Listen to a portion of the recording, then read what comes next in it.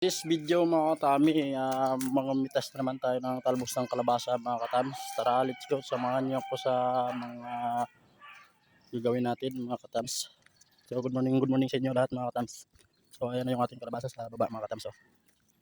So magluluto tayo ngayon ng talbos ng kalabasa at mamaya ipapakita natin kung anong ating halo mga katams. So ito na mga katams.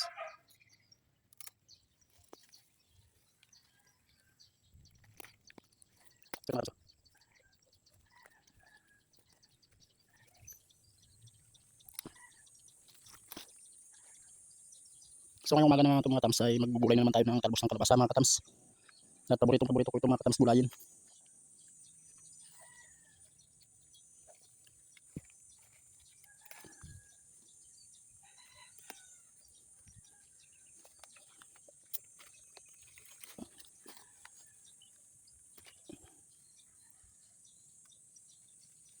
So yan ang mga katams. Ating talbos ng kalabasa mga katams, hinugasan ko na, binalatan ko na. At ito mga katams, hindi natin sasabawan. Didiscard naman tayo para may ulam tayo. So putok-putok lang natin ito mga katams. Kita natin mga katams. So at may gagawin tayong luto naman dito mga katams.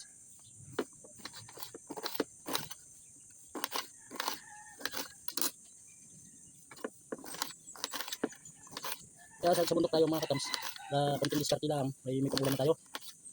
Sahog-sahog na lang ating bibilin para magkaroon tayo ng ating ulam. So kailangan discard lang mga katams pag nasa bundok tayo. So pag dito ako sa trabaho mga katams, umaga pa lang niluto ko na para hindi na tayo mahasil sa ating paggagawa sa trabaho at para hindi tayo mapuna nung nagpapagawa. Pagdating pa lang namin dito sa trabaho ay niluluto ko na ito pagka wala akong baon na ulam.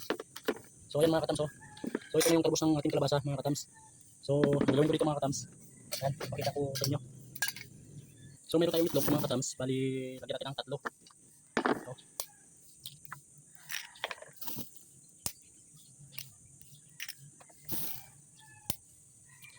So ayan mga katams, lagyan tayong 3. At meron tayong dilis mga katams, yung medyo maliliit ang pinili natin. So sa ganito lang mga katams ay medyo makakatipid na tayo. Kasi meron na tayong pansahog.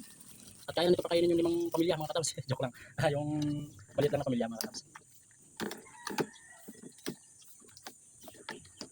So inalagyan natin mga katams yung dilis at itlog. Tsaka ito mga katams, ilagay natin dito. So pasensya na kayo mga katams kung hindi masyadong malinaw yung ating video kasi video wala tayong naglaan.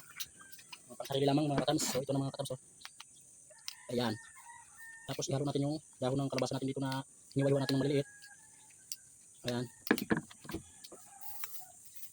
Tapos lagyan natin ng pagpasarap mga katams.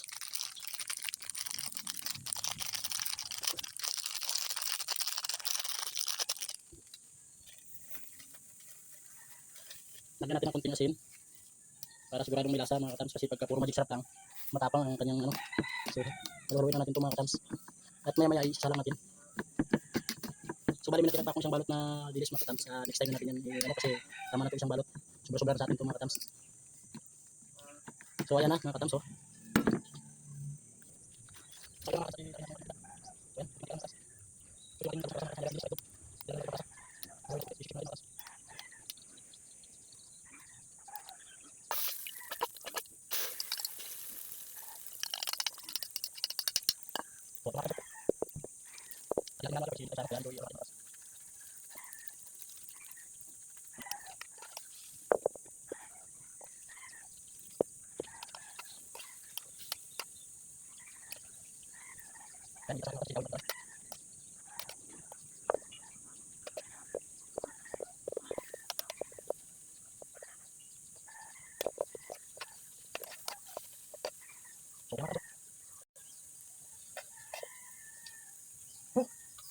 Suami mga katams.